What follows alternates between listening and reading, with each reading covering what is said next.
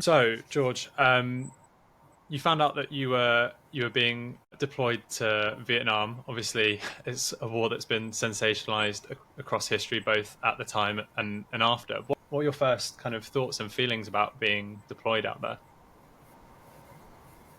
So Vietnam was something special. We knew it was a hot war. We knew it was a violent war. And we knew it was a very unpopular war back home in Australia. And so it was with mixed feelings that when the posting order came through and saying, Hulse, you're off to the 1st Field Squadron Combat Engineers, and you've been promoted to lieutenant to do it, that I thought, okay, now here's the big test for me. Do I really want to go to Vietnam and prove it? Well, that's the only place I can. And I knew I was in for a huge challenge. So, whilst there was not a lot of trepidation because our training was very good, I was in the regular army. I was a regular soldier. I was a commissioned officer. And as a result, it was my turn to go. It was my turn to find out what it was all about. And hopefully the war would end soon. And I was wrong about that. And so, it wasn't so much the posting order sending me to Vietnam that was the most dynamic part of the whole experience. It was when I landed in to the squadron in our base at Nui Dat, and I looked around, and here's all these sappers with their combat gear, and it included explosives on their back, detonators, detonating cords, safety fuse, rifles, mine detecting kit, their combat infantry load as well. It made me realise, and they're all covered in red dust and mud, and it made me realise this is going to be a tough assignment. Vietnam really was, from day one, quite a learning experience. It wasn't just eased into it.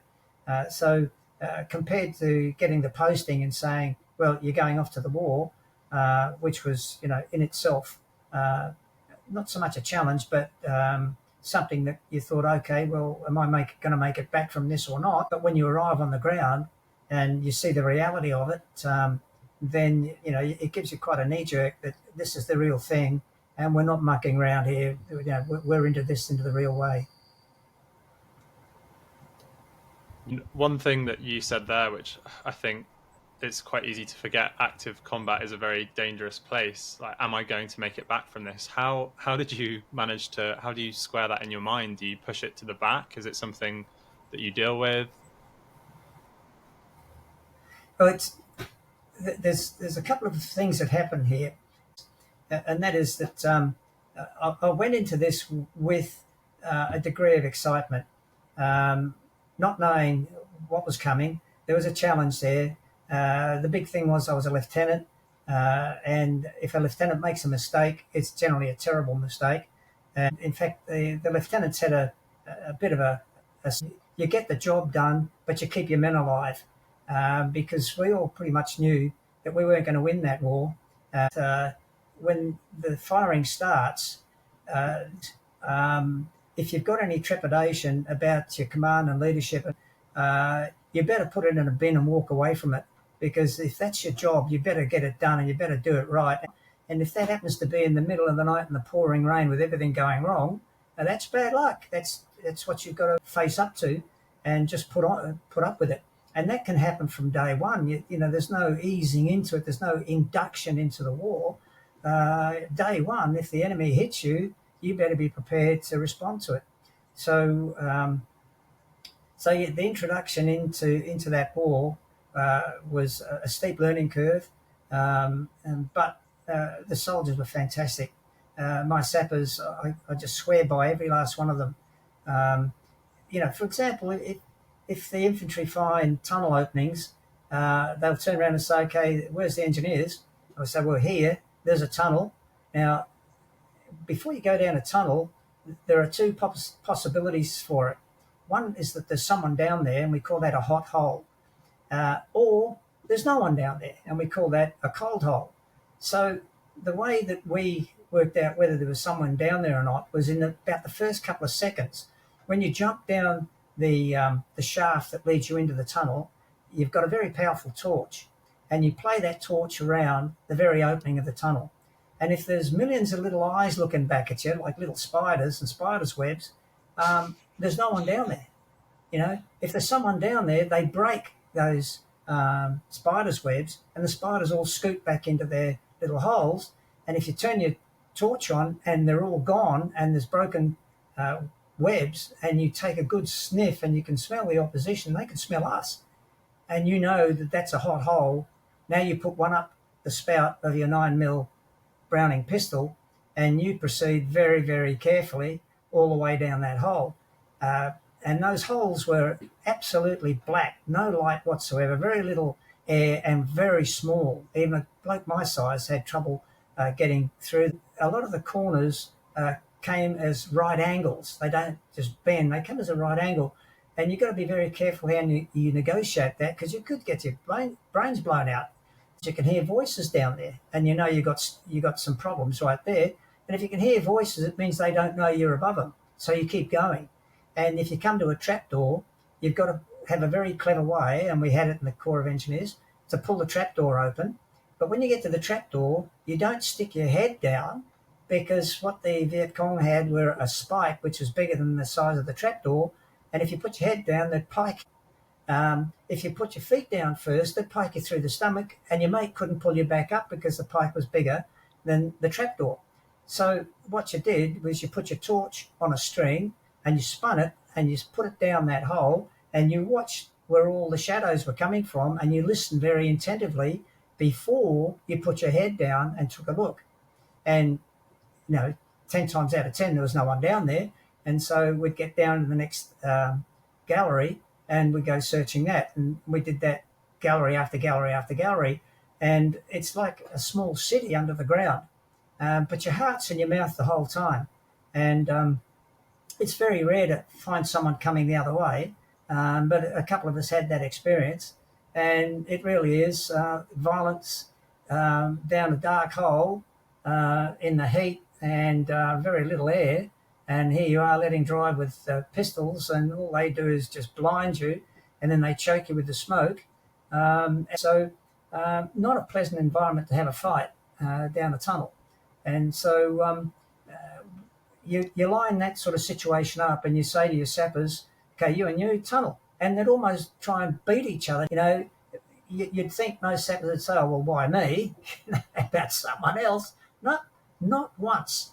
If there was a tunnel there, it was our job, down they went. And they'd almost fight each other to see who was going to go down first. So the soldiers were superb. You just couldn't ask for better soldiers. And so the tunnels and the mines the proximity of the enemy, because they could shoot and scoot. They just pop up out of the jungle, take a couple of shots with their AK-47 and run for their lives. And there's not much you can do about something like that except to pursue the guy. And this is where dogs came in again. So we had 11 tracker dogs in Vietnam with the infantry, and they were superb. And they would very quickly follow up where the enemy had disappeared off into the jungle. And quite often we'd find them, and in some cases we actually jumped them and captured them. They didn't realise that we were chasing them up so quickly, but that was thanks to having a dog. I can imagine it was an incredibly difficult scenario to be in. And I guess returning from Vietnam, we know, as you've just been talking about, it was an incredibly violent war. There was a lot of, again, sensationalism in the media. One of the quotes I've got here kind of about you that I've found in an article is about noticing the effect that the war had on veterans' mental health. I was just wondering if you could touch on that. One of the sad things about the Vietnam War was that when the Australian soldiers returned from it, there was no victory parade, there was no march down the main street for most of the soldiers who came home. But what was waiting for them was, in many cases, was scorn and rejection. And so when they got back to their families, quite a few of them were not welcomed, even by their own flesh and blood. This is not right across the board, of course, but for those that it affected them most profoundly. And so what happened with them is they internalized their problems. And that was the start of their problem. And before long, they were suffering from PTSD and didn't even know what it was. They didn't even know why they were suffering from it. And so for a couple of years, during the Vietnam War and slightly after it finished for us in 1973, the Vietnam veteran in Australia had the highest suicide rate of all the demographic groups, put together.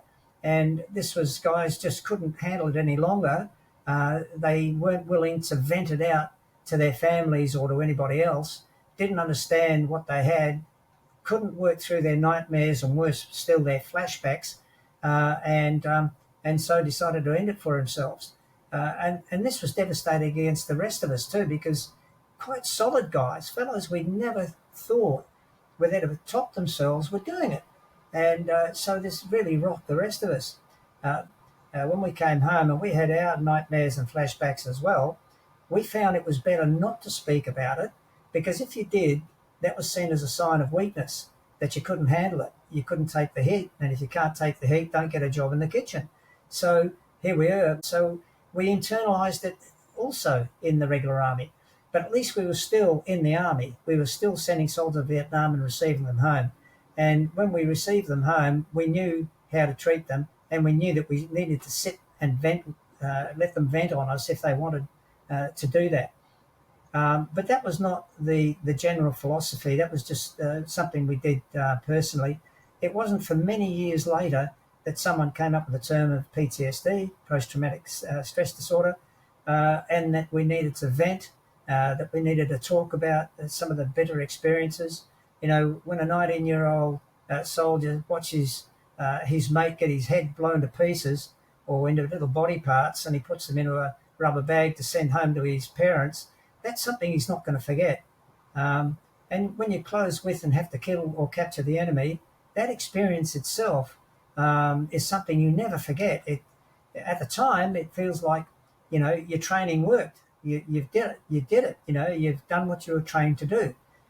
But you take that memory with you, and that memory lasts for the rest of your life. And sometimes it becomes more acute. So, when you're trying to get to sleep of a night time, and up comes this face, and all you can see is a contorted face of a human that you've just shot. It's very hard to put behind you, and you get into, if you like, the guilt complex of someone who's survived. They call it the survival guilt complex, in that you start playing little tricks with your own mind, and that is, wouldn't it have been better that he would have shot me and I would have died, because then I would have been a hero and all this wouldn't have been a pain for me anymore. So probably the wrong guy died. And it's a silly thing to think, because no one wants to die. And yet you're playing with these little things in your head. So your mind is a very powerful place to be. And every now and again it decides. Yeah. And so in my case, I've been able to manage it.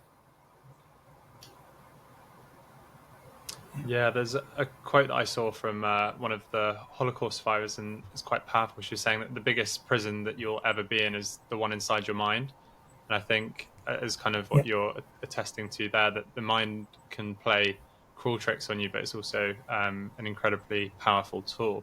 I guess one of the points that you raised there is about internalizing problems. I think a lot of the time people tend to not talk, and it's easier to bottle them up. As you kind of mentioned, that you got into the habit of talking through problems, which I think is a really positive approach in terms of dealing with kind of Yep. the stress and everything that comes post Vietnam. How else did you manage to kind of deal with those symptoms? Yeah. Well, that's a very good point, Matt, because I was watching my mates very closely. We all were watching each other very closely.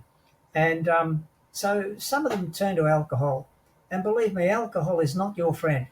And but they thought it was. And so they found some solace at the end of a bottle, until the end of the bottle bashed them over the head. And then they were in more strife. So I thought, look, you know what? You can become an alcoholic or a sportaholic. And I love sport. So I thought, you know what I'm going to do? I'm going to immerse myself in sport.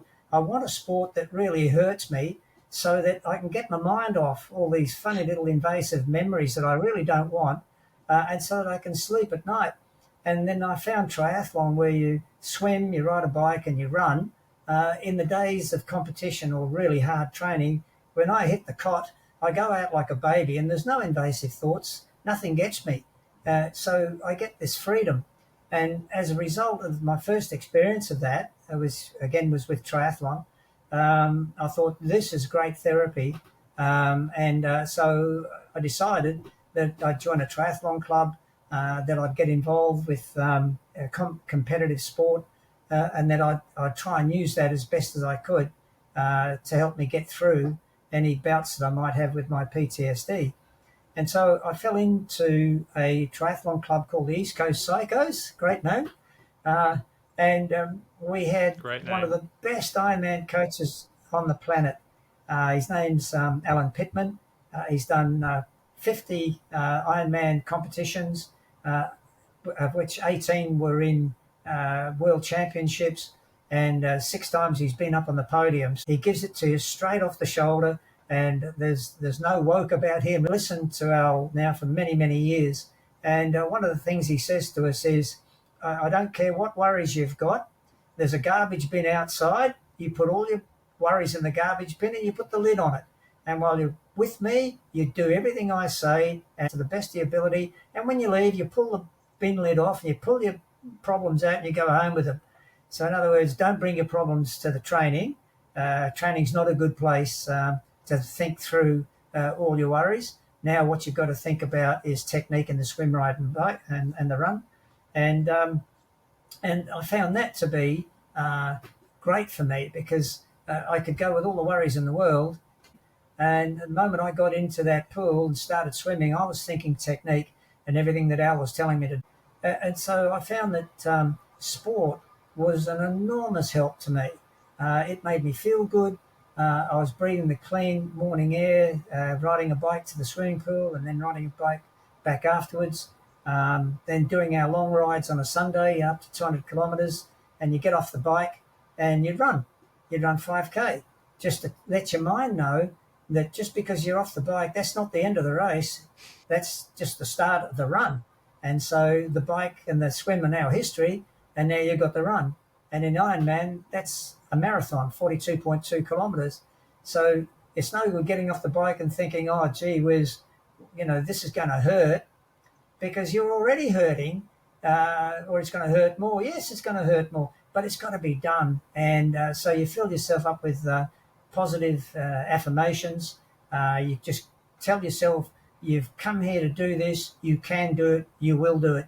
If you drop into any negative points or get into self-doubt, what happens is if you start to say, look, I don't think I'm going to make it, you won't. That's the power of the mind. Alan Pittman was the guy that told me that with just about anything in life, but particularly Ironman triathlon, it's 80% mental and 20% physical, because we're all as fit as each other. We know about nutrition, we know about hydration, we've done the time in the saddle, the meters in the pool and so forth, and we've run as often as we can, but it's what's between the ears that really counts in the end. And if you give yourself positive affirmations and you are determined to take it to the end, you will. And that's the power of the brain. Now, you might say, oh, yeah, but what happens when pain kicks in?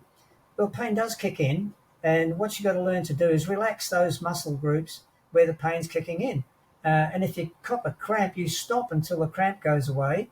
You rub yourself in that area and you say, now I'm going to just keep going. And you keep going. And it's incredible how you can push through all that pain. There's no pain barrier.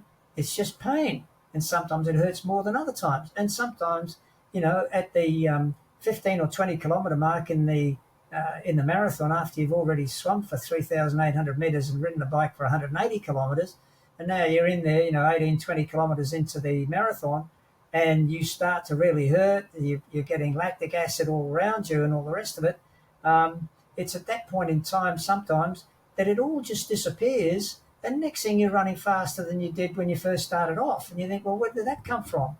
And it comes from nutrition, and it comes from hydration, and it comes from having a positive outlook on it, and your mind saying, okay, body, well, if you're going to do this, let's do it. And that's the beauty of having this mentality that tells you that 80% of your effort is going to be in between your ears, and you better control it. or you're not going to finish. So that's one great thing about triathlon that I took out of it, to help me with PTSD, and also to put me into a group of people who were so positive about life that it sort of rubbed off on everybody else. We all work off each other's nervous energy, and it's such an uplifting experience to be with people like that. So, being part of a triathlon club is something I'd really, really recommend. It's great.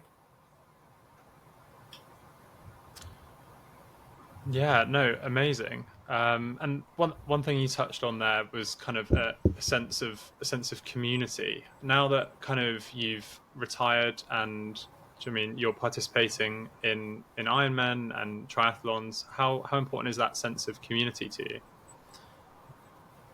It's extremely important. In fact, it's just as important as the training, because if you try and isolate yourself and you're not sharing your enthusiasm, you're not gaining the benefit of the vibes and enthusiasm of other people around you. And it's so good to be able to get into the pool or ride a bike or run when you're with a group of people that've got the same ambitions. The races that you've already done, they're history. Okay, they're a great part of your base load, but now you're looking forward to the next race. Then you're looking forward to the future. You've got something out there. It's not with you yet, but it's going to be. And so this gives you positive affirmations just because you're with other people who've got the same ambitions, and that in itself is very uplifting. So it's as much, if you like, as important as training, as it is in your own mental and physical development as you go. Perfect. And I know we've touched on the word Ironman, but I'm conscious that people that are listening might not fully know the full extent of that. So an Ironman, can you just remind us of what the distances are for that, please? Yeah. So the swim distance, I might say, is theoretical. So the swim distance is 3,800 meters. Now, the reason I say that's theoretical is because it's diabolical how they measure that 3,800 meters. It's right up the line of the floating buoys. So if you're a professional or elite athlete, you can swim right up the line of those buoys, and you'll do your 3,800 meters. But when you're an 80-year-old athlete, if you try and swim up the buoys, you're going to get swum over and knocked and all the rest of it. And there's an absence of malice. No one's out there to try and hit you deliberately. But if you get in the way and they swim over you, you're going to cop elbows and knees and feet. And so for folk like me, we swim well away from the buoys, which means we're swimming far further than 3,800 metres. So it's a bit of a dichotomy. The older they are, the further you swim. But nonetheless, I can still do 3,800 metres in theory, say 4,000, in an hour and a half, which is not a big ask. It's as long as you've got the technique going and you've got your positive affirmations going, you just swim for an hour and a half as hard as you can go, and you've done 3,800 metres. Then when you get out of the swim, you go through a transition where you transit from your swimming gear into your cycle gear, and then you get on your bicycle and you ride for 180 kilometres. Now, that's no short distance. And I've got to confess to you that there's not a Ironman event anywhere that I've done where that's been easy. It is not easy. At around about 120 kilometres, everything begins to hurt. Even your eyelashes are beginning to hurt. But you just simply know that you haven't got that far to go, and that as long as you keep up your hydration and nutrition and your positive attitude, and you push as hard as you can at the appropriate time. So the bike is a challenging part of it, particularly if there's hills involved, and you do that for 180 kilometres. And then when you get off the bike, you go through another transition and you get into your run gear, and you set your mind now for running a marathon. And the marathon is 42.2 kilometres. There are time limits, and the time limits are that from the time you enter the water to the time you get off your bike, you've got to do that in less than 10 hours. Now, if the technical officials can work out that you're just not going to make it, they ping you right there. They stop you and take a number off you and say your race is over. and there's no point in you continuing. So most of us do make it, the very few don't. And so then you've got, in most races, it's 17 hours to get the whole job done. Now, the incredible thing is that some of the young champions can do it in less than 8 hours. They swim 3,800 metres, ride a bike for 180 kilometres, and run 42.2 kilometres in less than 8 hours. And some of these guys are running a 42.2 kilometre marathon in 2.5 hours, which is what the champions run when they haven't swum and they haven't ridden a bike beforehand. So you can bet your life they're all in excruciating pain, but they're there to get the job done because they're professionals. The rest of us don't hurt any less, and some of us, particularly my age group, 80 to 84, we need that whole 17 hours, except at Cairns Ironman. Cairns Ironman wants you to finish the whole thing in 16.5 hours. So they take 30 minutes off you. So for the older guys like myself, we really have to push ourselves the whole way to get it done in 16.5 hours. And I was the only one in my age group. So I have a boast that goes two ways. So I won in my age group, and I also came last in my age group, simply because I was the only one in it. But the thing was that during my run in Cairns, when I had set up my Garmin watch incorrectly, and it told me that I had bags of time to finish the run. And a young technical official rode up to me on a motor scooter and said, "Hey, mate," he said, "don't stop." He said, "But according to my iPad, you're going to be lucky to have 3 minutes at the other end if you keep this run rate going. You're going to be lucky to have 3 minutes." Now, 3 minutes evaporates over 22 kilometres. I mean, if you go to the dunny, there's your 3 minutes gone.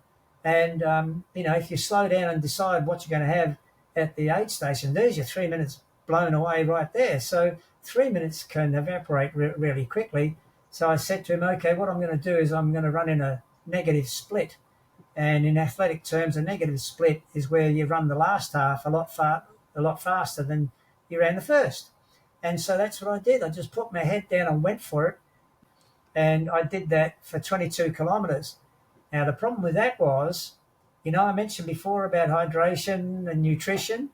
Well, my coach tells me that what you do is you plan your race and then you race your plan.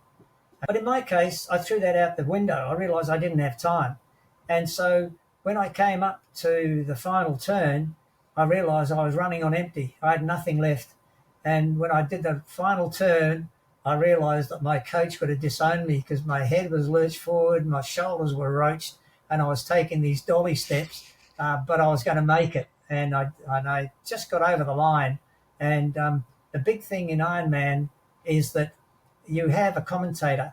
And as you cross the line, if he yells out, "Matt O'Donnell, you are an Ironman," it means you've finished it. You've done it. You are an Ironman. But if he yells out, "You have finished the course," it means you're not an Ironman.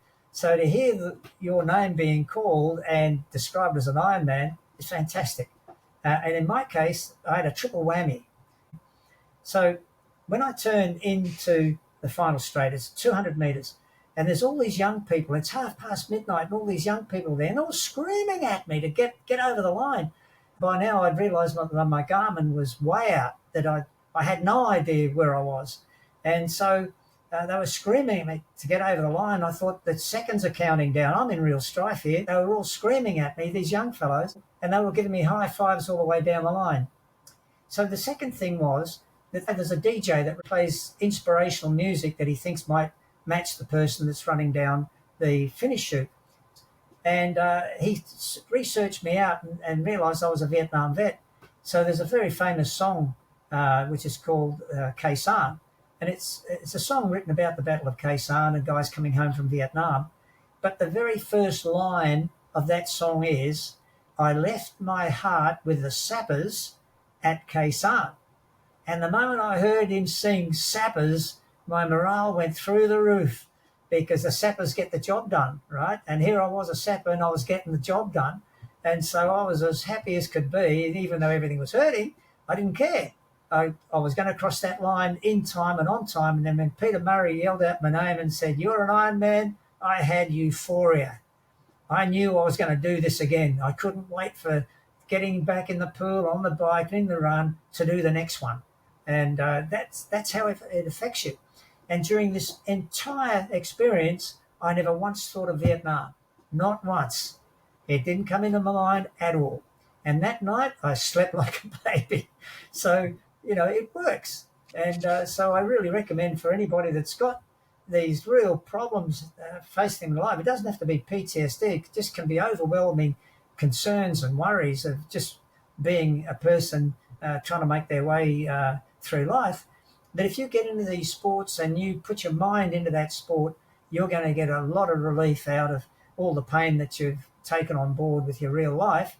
And chances are that the pain that you've taken on in your real life might then become insignificant compared to the pain that your body's just been through, and you might come back refreshed and restarted to take on the next day and bring on whatever it's going to bring on. So I really recommend that if you can get into something like triathlon, it doesn't have to be triathlon, but if you can get into it, put your heart and soul in it, put your whole mind into it, and you will get a lot back out of it. Perfect. Yeah. I mean, well, it's an inspirational story that you're doing this at the age of 80 and still wanting to carry on and do more Ironmans. I know for... All right. And then, George, you just mentioned there you would highly encourage triathlon. So for those people that have maybe gone and watched this video, have heard you talk about it, and want to take their first steps, what advice would you give them? Okay, start off gradually. Think more about technique than getting in there and busting a gut. It's about working your way up until you become so fit that you can now think about challenging yourself and taking it as far as you possibly can, almost to exhaustion. And don't try and train a tired body. Make sure that you recover after each session. So when you're first starting off, there's always a tendency for people to really try their very best. And if they're disappointed, a lot of people then drop out the sale.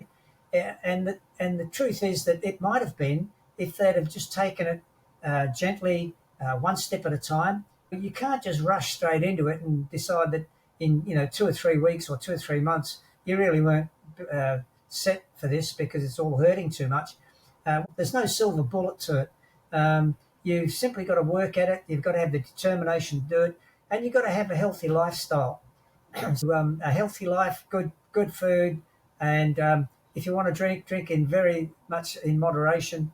It's just a case of you now putting the hard yards in and eating well, sleeping well, and having hopefully a content life if you can find one.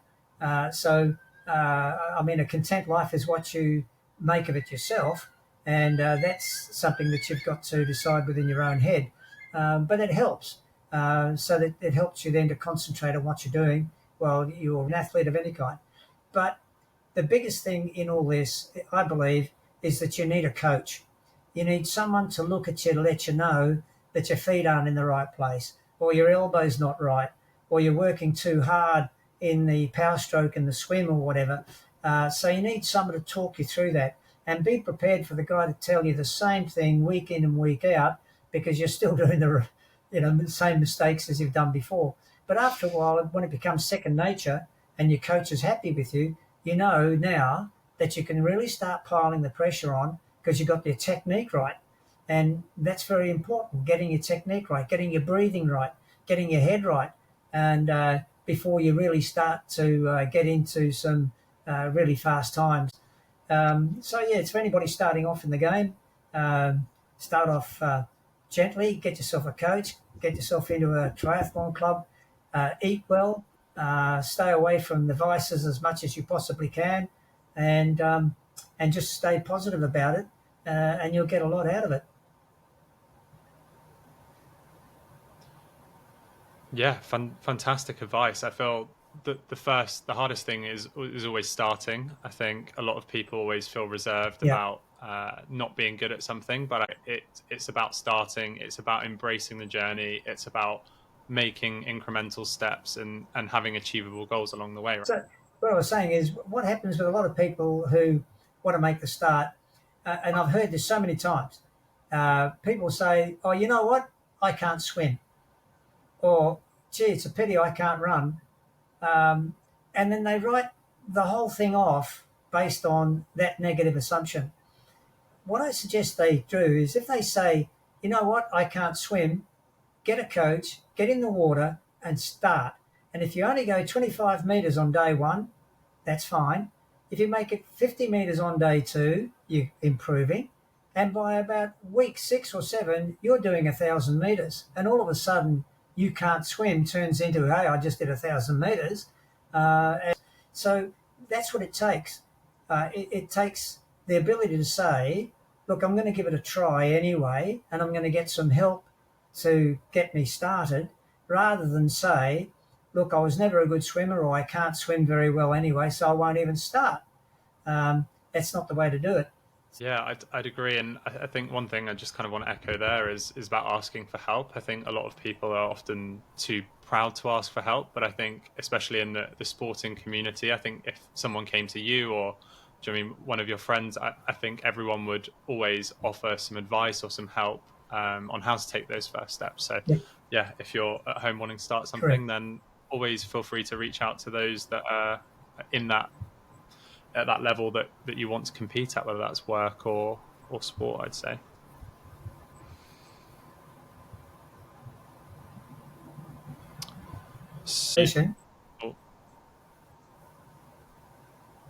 So I also believe you're working on a project in France. I'd love for you to be able to tell us some more about that.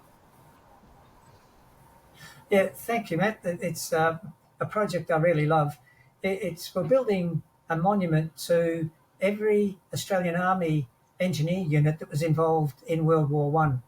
And we're doing that because, as a result of some research we did in the First Field Squadron Association of the Royal Australian Engineers, we discovered that our World War One sappers were unwritten, unsung heroes. We discovered that our sappers in the last 100 days of the First World War actually were awarded more decorations than if we counted all the decorations in the Second World War and all the wars since that time. And it was during that time that 2 of our sappers should have received the Victoria Cross but didn't, an enormous railway gun, but it was put down in history as the infantry having captured it. But when we checked it was 3 sappers that went forward and captured this gun from under the noses of the German artillery. But how they captured the gun was incredible with 3 sappers. When they went forward to blow the gun up. So they went with gun cotton to blow this gun up. When they got to the gun, which was driven by a steam locomotive, Les Strawn said, hey, boss, you know what? This thing's got a steam of head. We can pinch it. And so the lieutenant said, let's do it. Let's take it. So they built up some more head of steam. They coupled up the gun limber. And under fire, they'd move that steam locomotive with this enormous gun until it ran out of rails as close to the Australian Infantry Battalion as they could get.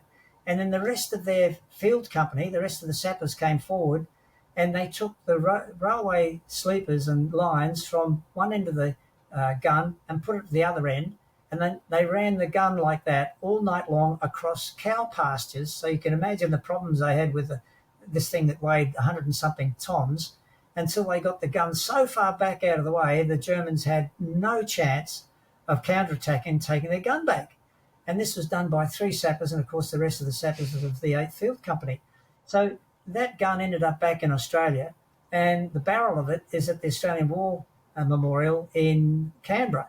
In all the years that have gone by, as far as the history books are concerned, the sappers had nothing to do with it. And, you know, the Victoria Crosses and all the things that they did wasn't written up. And, of course, when we found out what they'd done, and we found out they didn't have a monument anywhere on the planet to say, good on you, mate, you've done a great job, we thought we'd reverse that and we would build a monument to them.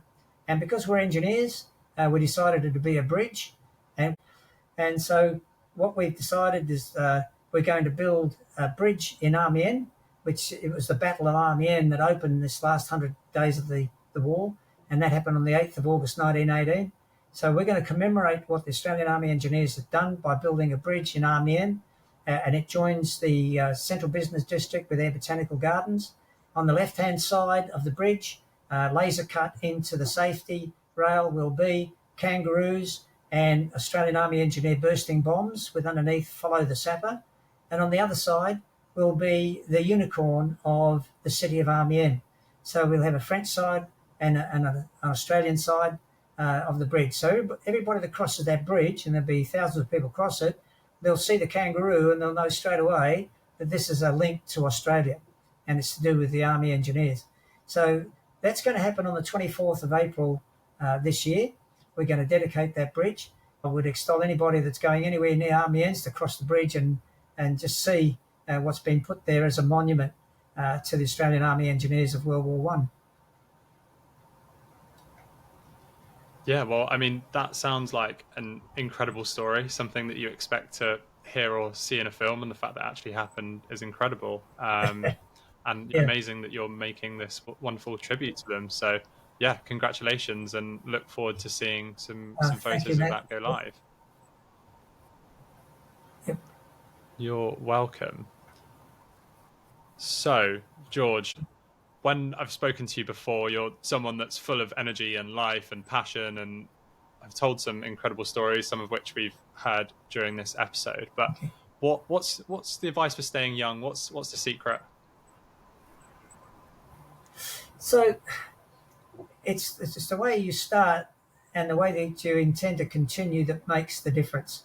And I started when I was a teenager. I made up my mind that I would never smoke, and I've never smoked a cigarette in my life. That helped big time. I stayed away from alcohol. I didn't like alcohol anyway, and for its part, it didn't like me very much either. And I put it down mainly to those two things, that when I did contract cancer in 2013, I was able to knock it on the head. I had stage 4 cancer, where they tell you to go home and make yourself comfortable because, there isn't a stage 5. Stage 5, you're in a hole in the ground. And I thought, no, look, I'm not going to let this beat me. I'm going to smack this on the head, and I'm just going to take all the chemotherapy and whatever's going to help me get through it. And thanks to modern medicine, within 2 years, I was in remission.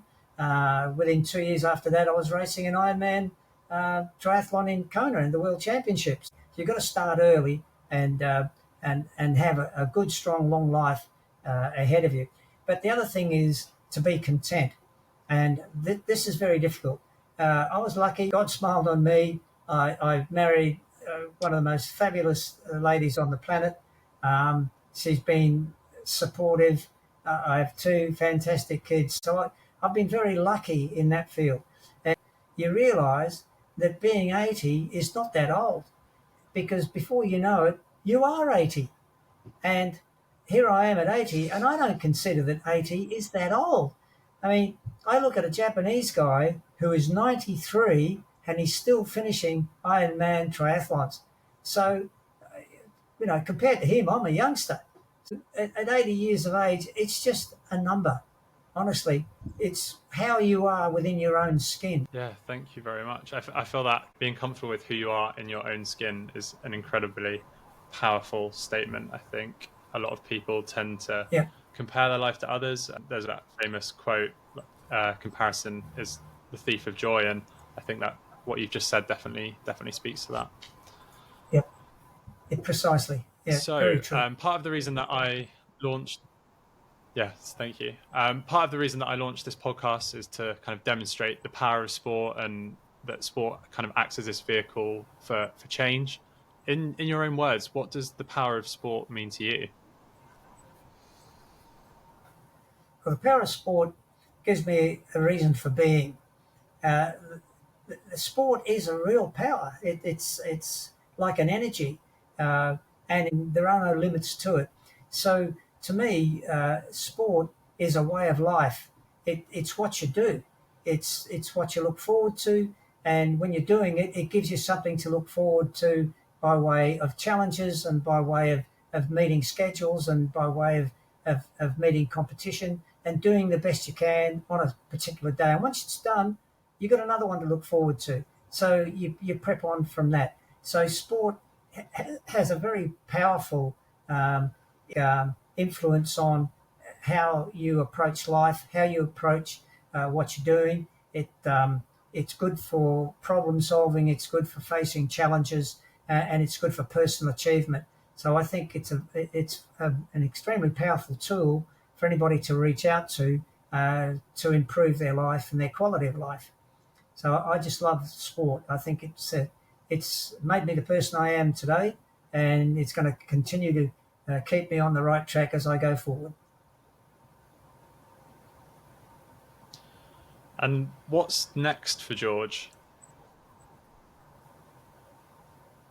So, next year I've got this bridge in Amiens in France, so I can't train for the next Ironman. So my next serious race, will be the Ironman in Cairns in 2025.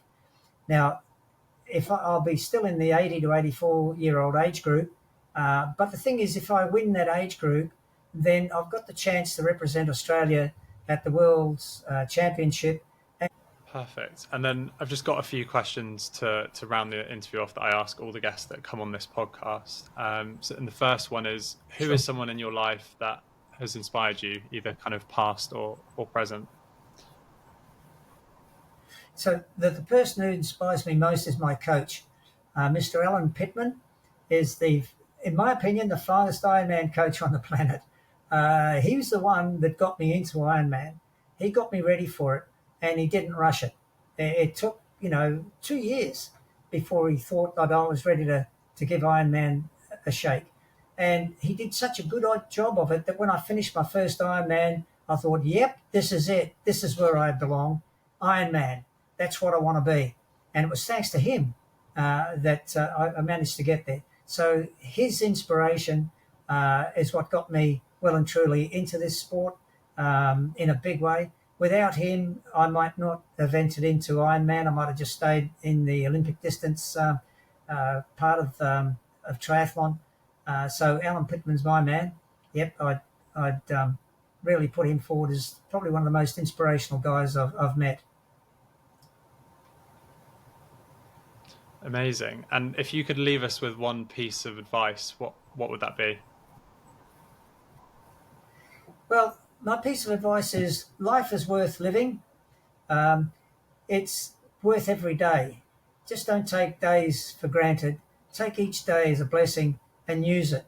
And use it to your best advantage. Tomorrow is going to bring you opportunities. Make sure you use them when they're there and enjoy your life to the fullest, because you only get one shot at it.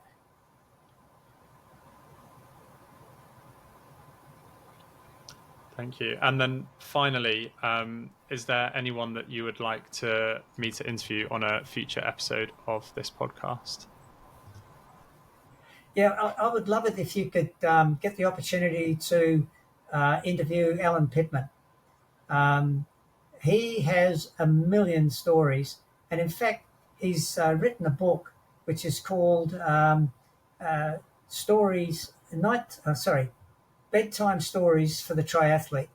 And he goes through a number of people who started off life with great challenges, including one lady who was in calipers for half her life and then ended up being an Ironman champion herself in her 30s. So he talks about people like that. And he has a lot of inspirational stories about himself as well. So anybody that's done 50 Ironman competitions and 18 of them have been representing their country has got to know something about the sport in which they're involved. So I'd love it if you could speak with him, and with your permission, I'll go and ask him whether he'd be happy for that to happen. Yeah, perfect. Sounds like an amazing future episode.